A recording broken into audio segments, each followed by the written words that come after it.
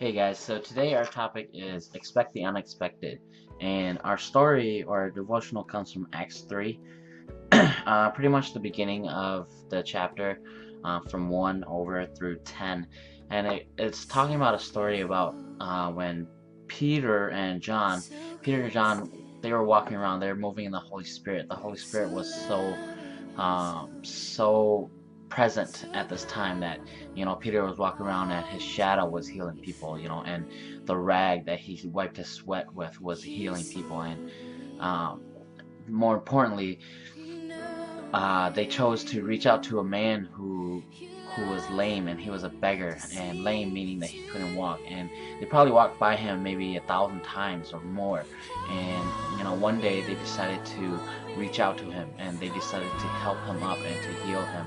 And before they helped him out, the church wasn't as large, but you know unexpectedly, God moved in their small act of obedience. God moved in their act of submission, in their act of love that they had for this man, because when they reached out to him, when they grabbed his hand, he rose up and he was healed, and he started walking around and he started talking to everybody. And everyone in the town knew who this man was. He wasn't somebody that was important. He wasn't someone who was, someone special to the town, or someone important to the town, but he was just a man who was in the town that everybody knew as the beggar and the man who couldn't walk, or he was lame. And a funny thing happened, that when he started walking around, thousands and thousands and thousands of people came to the church because they wanted to know what was going on. They wanted to see what this was all about. And a lot of times in our lives, you know, we may think that we're doing something insignificant. We may think that we're doing something small, because we may think that, oh man, there's not a lot of people here, but God asked me to be here, so I'm just gonna go ahead and just try and do the best that I can. That's what God's looking for in our lives. So He's looking for obedience. He's looking for submission. He's looking for us to love Him more than we love the world. To love Him more than numbers. Because it's not always about a numbers game. It's not always about how many people we're reaching. Sometimes the important thing is to just continue moving in the Holy Spirit, continue moving in Christ's love, because that's what He's called us to do. And when we learn to expect the unexpected, because sometimes, a lot of times, the unexpected blows us away, even though we're expecting it to blow us away.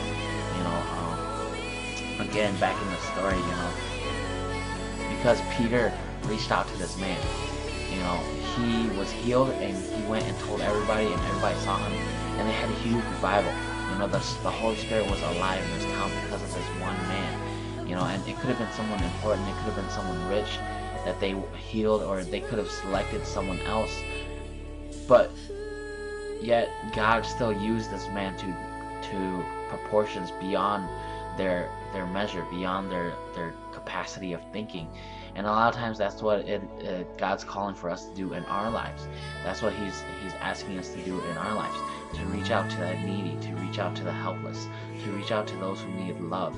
And a lot of times when we do these things, when we move in the Holy Spirit, man, God comes alive. God makes Himself so real that it's beyond our own understanding, and it's beyond anything that we would come to know, or to be able to expect.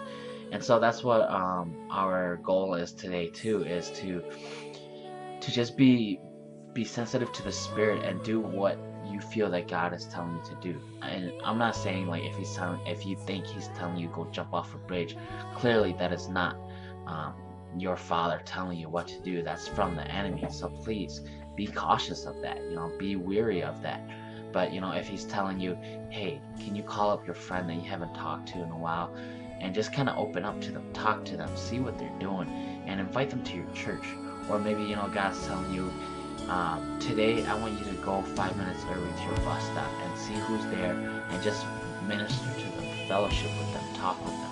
Or maybe God's telling you today, I want you to walk the long way around to your bus stop. Or when you come home, I want you to walk the opposite way that you usually do to your house, because I've got a plan for you. I've got someone in store for you that I want you to meet, and I want you to minister to. And it's not about doing the best that you can. It's it's not about saying the right thing, because God put you in that situation for a reason, because He knows that you'll say the right thing to that person.